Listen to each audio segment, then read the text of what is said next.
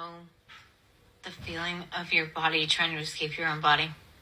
Yes, I absolutely understand this feeling.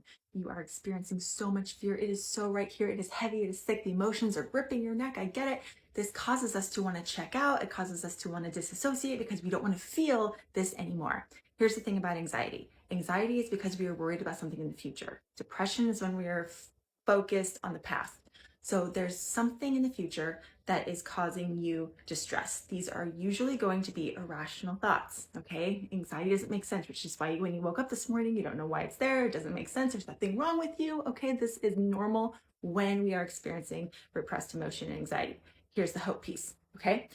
I'm assuming that you are on the brink of wanting to change something in your life. You're going after something that you want because whenever we step into that change, our body will start to panic. Our brain will start to panic. So if you woke up today thinking like, hey, I'm going to go like out and start this thing, it makes sense that your brain is like, whoa, whoa, whoa, whoa, whoa, whoa, whoa. No, it is rewired to prevent you from change or going after anything where you're going to risk, which means going after anything you want. So in this moment, we don't want to worry about trying to make sense in the thoughts, okay? Thoughts aren't truth, thoughts aren't real, especially in this moment, your thoughts aren't real, okay? So you want to detach yourself from the thoughts and say, oh, interesting, I'm having that thought. It's usually irrational, right? So you're like, oh, well, I'm having that thought that these people aren't going to like me if I go to that place. Cool. I'm willing to believe that possibly maybe those people will.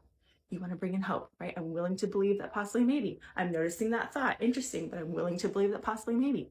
Then you want to start to de-escalate, which with anxiety, you've got a lot of like short breath, sweating, right? There's a lot going on. And so you want to slow down your breathing and you want to connect to the senses of the moment.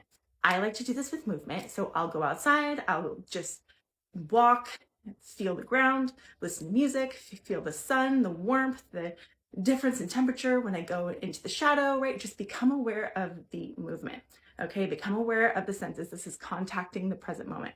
Then I'm gonna want you to give your brain a task. So you want to have your soul, like our soul is screaming too, right? Our soul is like, hello, like something's happening, right? So there's two different things happening right now causing a lot of distress.